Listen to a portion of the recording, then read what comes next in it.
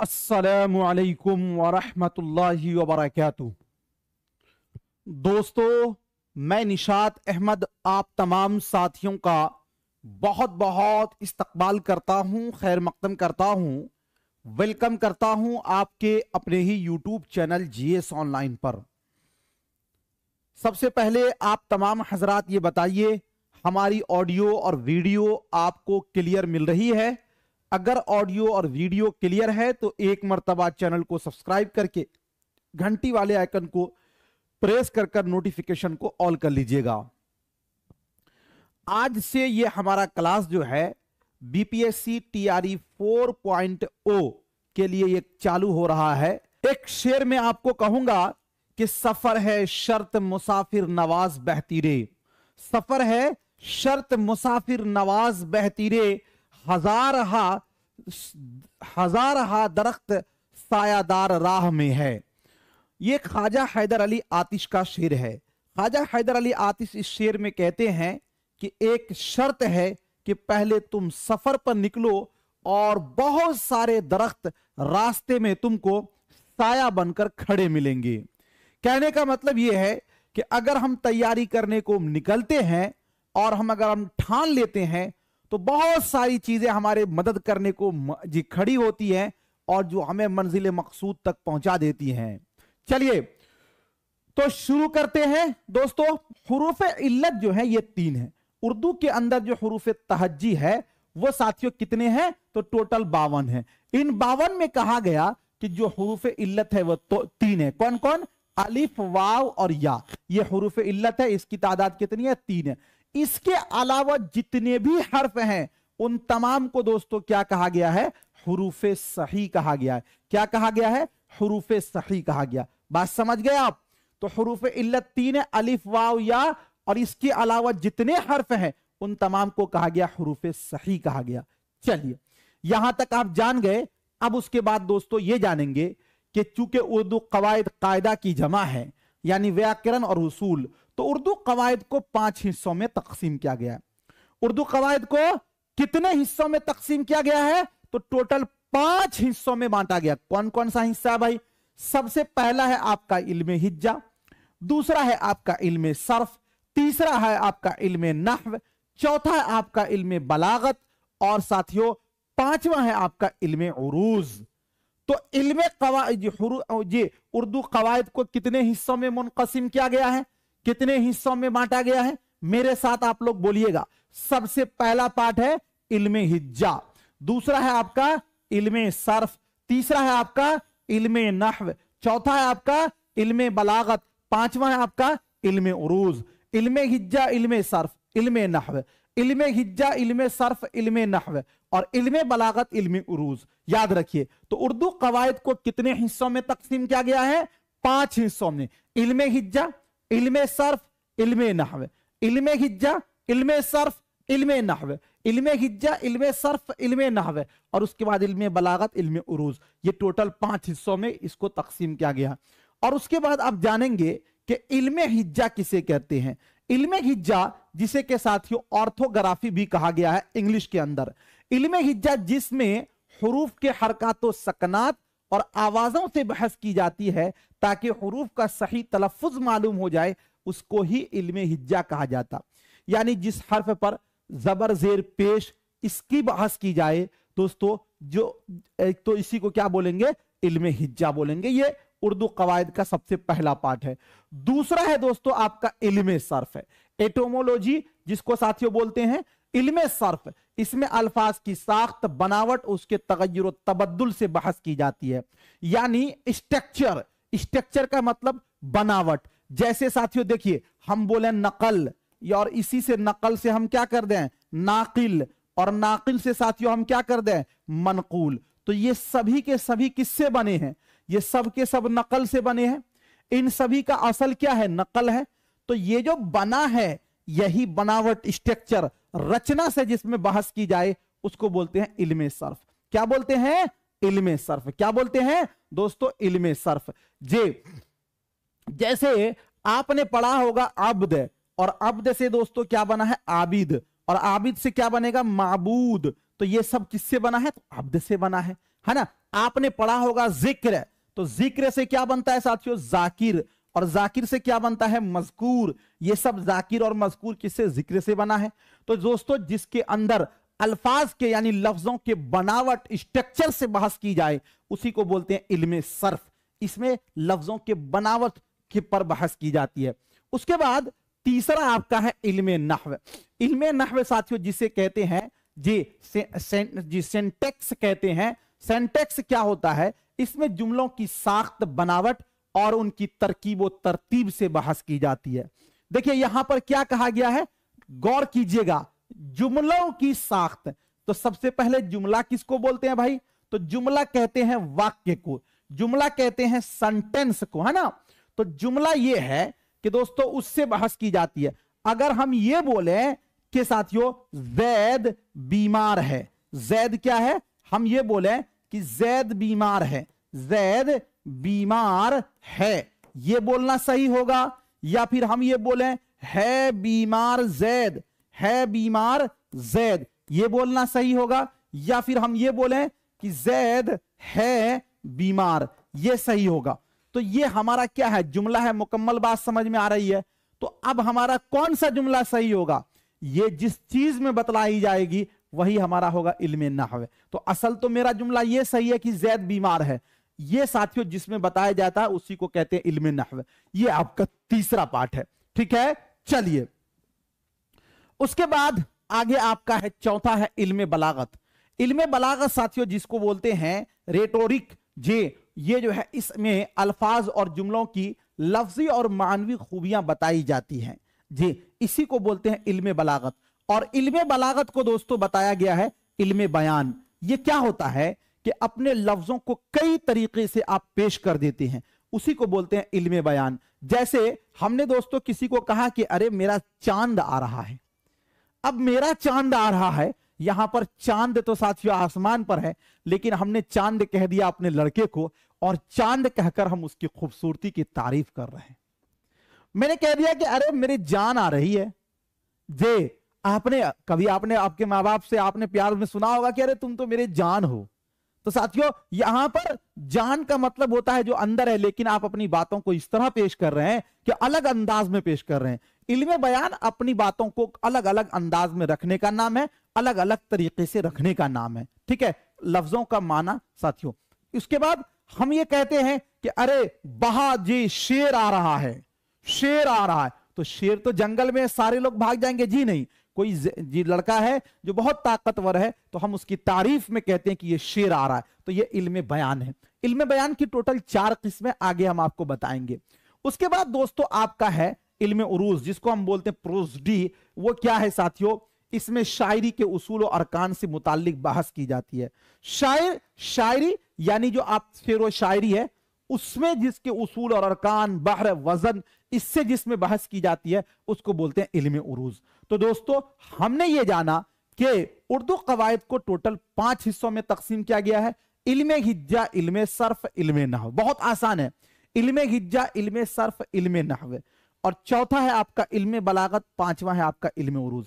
इल्मे हिज्जा, इल्मे Surf, इल्मे नहव, चौथा है आपका इल्मे साथियों बलागत, और पांचवा है इल्मे उरूज। ये पूछा जाता है एग्जाम में, इसीलिए बार बार इसको हम रिपीट कर रहे हैं, ठीक है। उसके बाद दोस्तों जानते हैं उर्दू जबान में अरबी, फारसी और हिंदी तीनों जबानों के अल्फाज शामिल हैं, इसीलिए उर्दू का माना क्या है, लश्कर है और फौज कहा जाता है। हुरूफ का बयान देखिए, उर्दू के अंदर जो हुरूफ हैं वो तो टोटल साथियों हमने आपको बताया कि जो हुरूफ मुफरद है उसकी तादाद है 37 और जो हुरूफ मुरक्कब है उसकी तादाद है 15। इस 15 में हमने आपको यह बता दिया था कि ये 15 के 15 किससे लिए गए, हिंदी से, तो इसकी तो कोई बात नहीं होगी, यानी बात होगी ये 37 की। 37 में कुछ हुरूफ आपको अरबी के, कुछ हुरूफ फारसी के, कुछ हुरूफ साथियों जे आपको क्या बोलते हैं हिंदी के हैं, तो उसको हमें जानना है। खालिस अरबी हुरूफ उर्दू के अंदर कितने हैं, 10 हैं। कौन कौन सा, से, हे, स्वाद, ज़ाद और तो, जो, ऐन, गैन, काफ और हमजा। ये क्या है दोस्तों, 1 2 3 4 5 6 7 8 9 10। ये 10 जो है ये खालिस अरबी के हुरूफ हैं। खालिस फारसी हुरूफ 4 हैं। कौन कौन सा, से, पे, जे और गाफ, है ना। हालांकि कई किताबों में सिर्फ दोस्तों फारसी का जो हुरूफ है वो इसको भी बोला गया, ये जे को।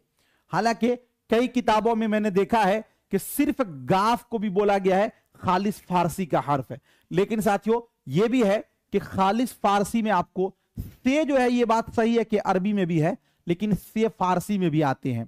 पे जो है अरबी में नहीं होता है, पे फारसी में, तो पे, जे और गाफ, लेकिन ये से को भी इसमें जोड़ा गया है। ध्यान दीजिएगा, यहां पर आप दोस्तों एक चीज याद रखिए, कभी कभी आपको पूछा जाएगा कि मुंदरजा झैल में फारसी के लफ्ज कौन से हैं।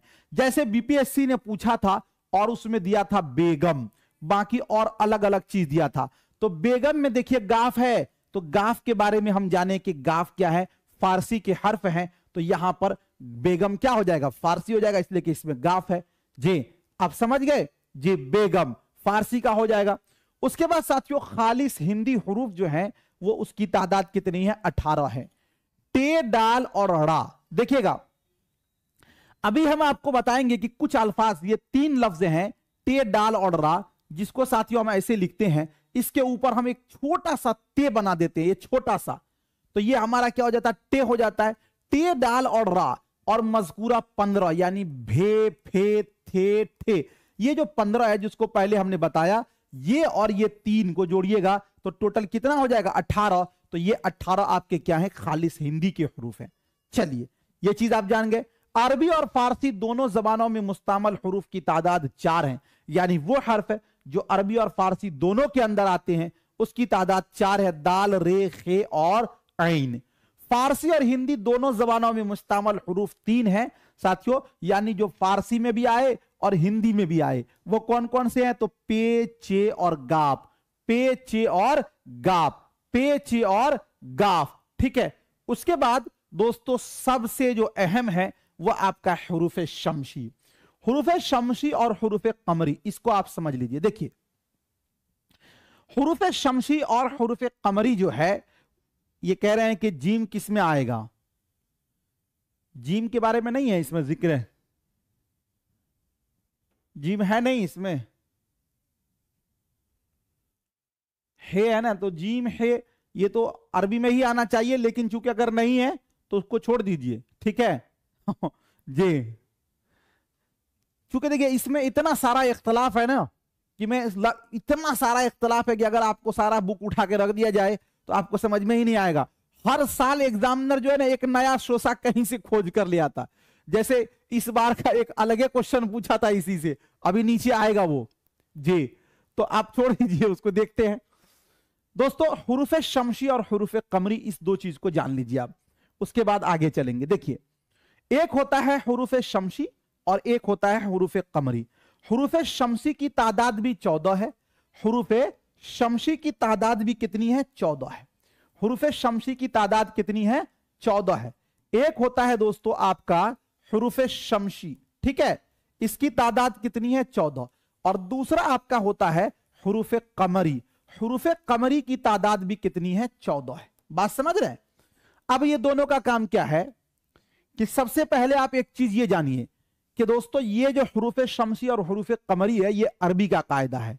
हम लोग उर्दू में पढ़ते हैं ना अलिफ, लेकिन अरबी में साथियों ये कहा गया कि अलिफ हमेशा खाली होता है, अलिफ के ऊपर जबर जेर पेश नहीं होगा। अगर कोई अलिफ है इसके ऊपर जबर आ गया या जेर आ गया या पेश आ गया तो वो अलिफ नहीं होगा, बल्कि दोस्तों वो क्या कहलाएगा, आपका हमजा कहलाएगा। बात समझ रहे हैं आप, ये चीज समझ लीजिए।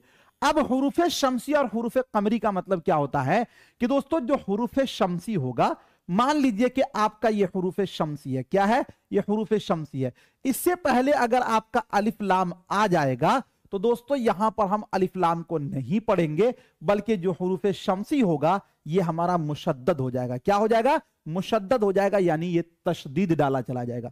जैसे देखिए हम लोग लिखते हैं, एक आपने पढ़ा भी होगा कुरान में, वशमसी वशमशी वशमशी, पढ़े हैं ना आप। देखिए वशमसी, यहां पे देखिए कि शीन पर क्या है, तशदीद है, शीन से पहले अलिफ लाम आया है, लेकिन अलिफ लाम पढ़ा नहीं जा रहा है, इसलिए कि ये जो शीन है ये आपका हुरूफ शमसी में है, और ये जब पढ़ा नहीं जाएगा तो शीन हो गया मुशद्दद, तो ये वाव मिल जाएगा शीन से और वशमसी। तो हुरूफ शम्सी का मतलब यह हुआ कि वो हुरूफ जिससे पहले अलिफ लाम आए लेकिन अलिफ लाम पढ़ा नहीं जाता, और हुरूफ शम्सी क्या हो जाता है, मुशद्दद हो जाता है। वश्शम्सी, वश्शम्सी। और उसके बाद फिर हम लोग आगे क्या लिखते हैं, वश्शम्सी, है ना।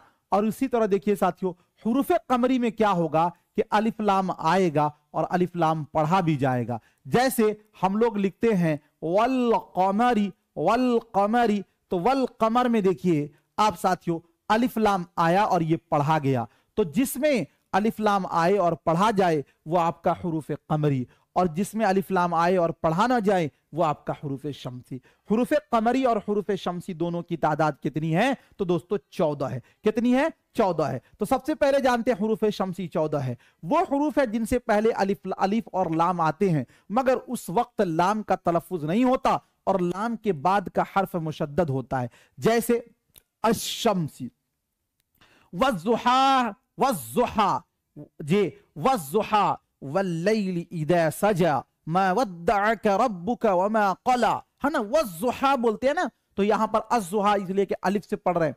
अर्रहीम हम लोग क्या बोलते हैं, बिस्मिल्लाहिर रहमानिर रहीम बोलते हैं। ये थोड़ी बोलते हैं कि निल रहीम तो नहीं बोलते हैं। तो साथियों अर्रहीम, अशम्स, अज़्ज़ुहा, यहां पर शीन, ज़ाद और हा, ये क्या होगा, हुरूफ शम्सी में से होगा।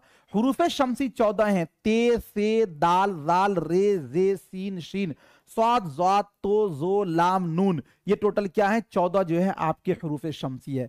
और हुरूफ कमरी भी जो है वो हुरूफ है जिनसे पहले अलिफ लाम आते हैं, तो उस वक्त अलिफ लाम का तलफ्फुज नहीं होता, अलबत्ता लाम का तलफ्फुज होता है। जैसे वल कमर, अल गर्ज, बिल फर्ज, अल हुक्म। यहां पे देखिएगा अल गर्ज में अलिफ लाम को पढ़ रहे हैं, बिल फर्ज में अलिफ लाम को पढ़ रहे हैं, अल हुक्म में अलिफ लाम को पढ़ रहे हैं, तो ये आपका हुरूफ कमरी होगा।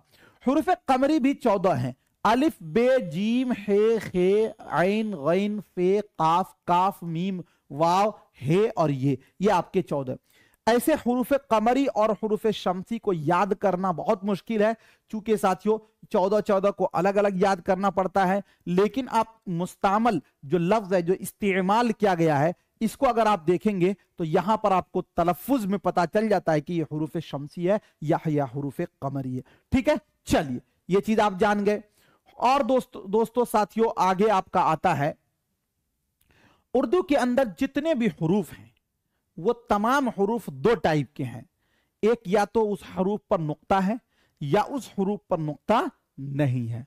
अगर नुक्ता है तो वैसे हर्फ को बोलते हैं हुरूफ मनकूत। समझिएगा, हुरूफ मनकूत या मुअजमा क्या बोलते हैं, यह नया लफ्ज है मुअजमा, याद रखिएगा। हुरूफ मनकूत या फिर मुअजमा वो हुरूफ है जिन पर नुक्ता होता है, जैसे बे, पे, ते, से, जीम, सब पर नुक्ता है, ऊपर नीचे की बात नहीं है, पेट की बात नहीं है, लेकिन साथियों इस पर नुक्ता है, तो ये आपका क्या होगा, हुरूफ मनकूत, या इसे बोलेंगे हुरूफ मुअज्जमा।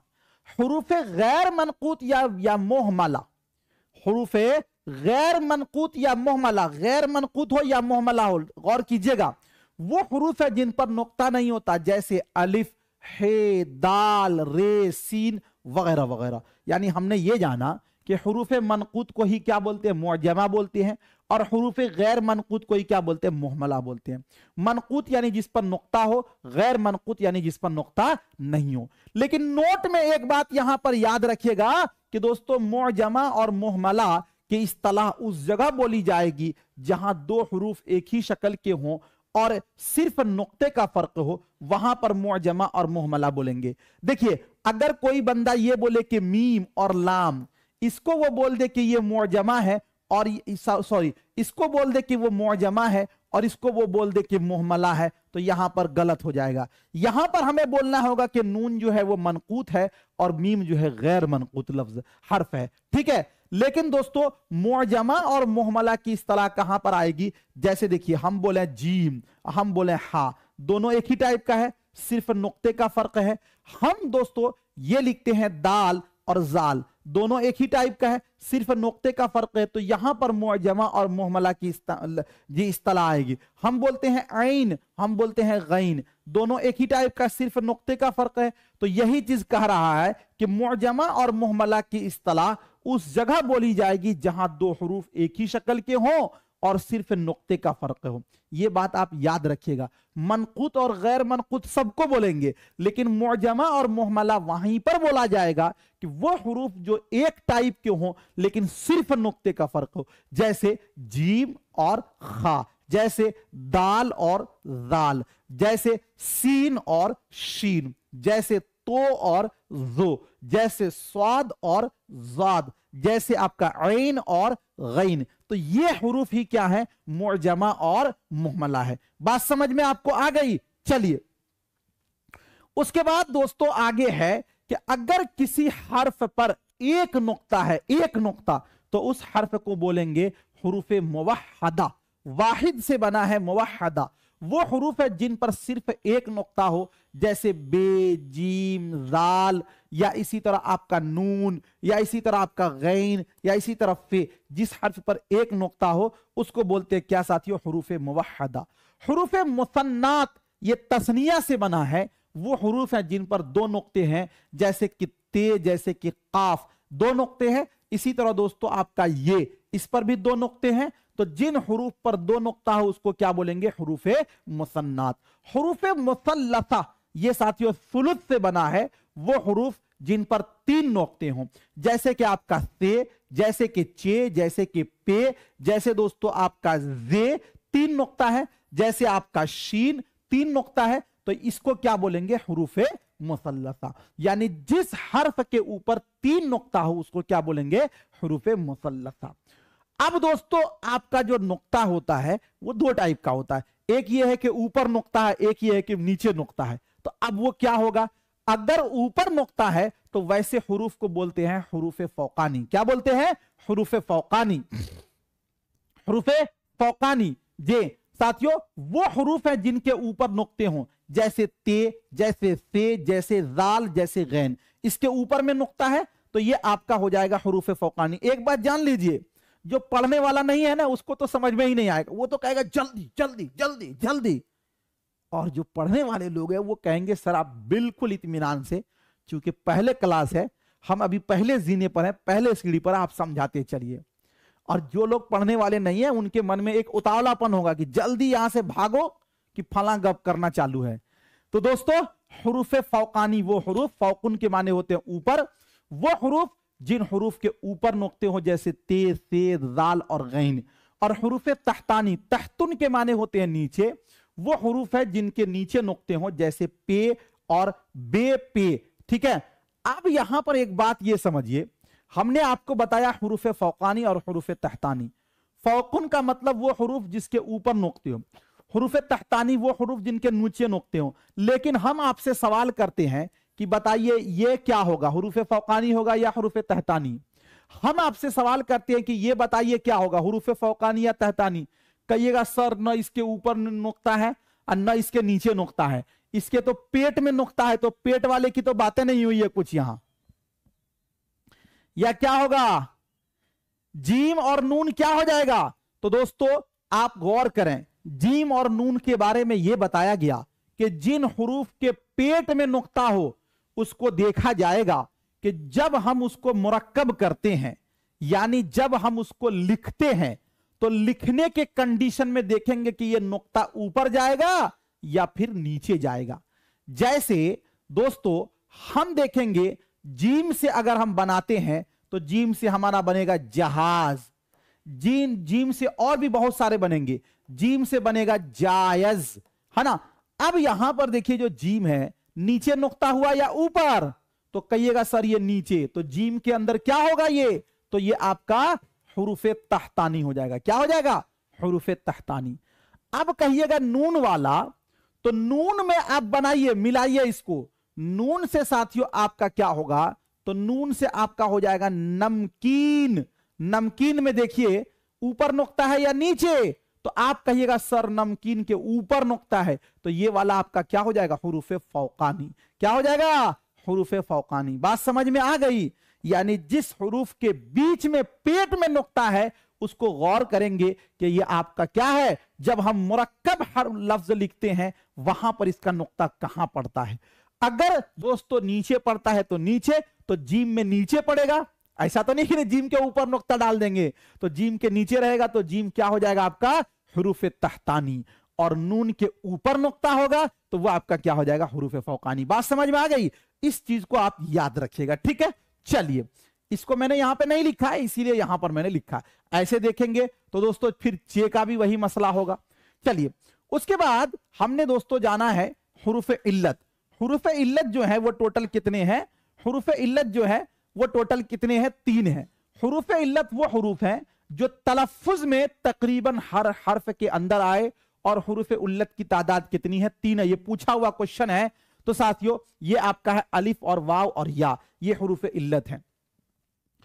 उसके बाद इस बार बीपीएससी ने एक ऐसा क्वेश्चन पूछा कि सारे लोगों का दिमाग हिल गया कि भाई ये क्वेश्चन कहां से लाया। असल में बीपीएससी जो है ना 4-5 क्वेश्चन ऐसा आपको पूछ लेगा कि बिल्कुल दिमाग हिल जाएगा आपका कि अरे ये क्वेश्चन आया कहां से भाई। दिन रात मेहनत किए, ये टॉपिक हमारे नजर से भी नहीं गुजरा। वही हुआ। एक होता है दोस्तों हुरूफ सकीला और दूसरा होता है गैर सकीला या फिर खफीफा। सकीला उस हुरूफ को बोलते हैं जो भारी हर्फ हो। कोई हर्फ हो, देखिए आप अलिफ से लेकर या तक तमाम हर्फ को पढ़िए, लेकिन उन तमाम में दोस्तों आप टे सख्ती से नहीं बोलते उस्ताद, सख्ती से बोलो।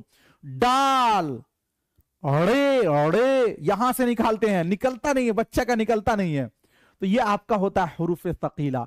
यानी जिस हर्फ के ऊपर में ये छोटा वाला तो बना दिया जाए वो क्या कहलाता है? सकीला। और जिसके ऊपर में ये तो नहीं हो वो होगा गैर सकीला या फिर खफीफा। खफीफा का मतलब हल्का, गैर सकीला यानी जो सकीला नहीं है। जैसे साथियों आपका हरफे सही आपने पढ़ा था और एक हरफे गैर सही यानी हरफे इल्लत। तो ये ध्यान दीजिएगा, एक होता है आपका हुरूफ सकीला। मैंने आपको कहा ना हर बार कुछ नया सिखाऊंगा आपको। कुछ लोगों को लग रहा होगा कि ये वही पिछला वाला, नहीं।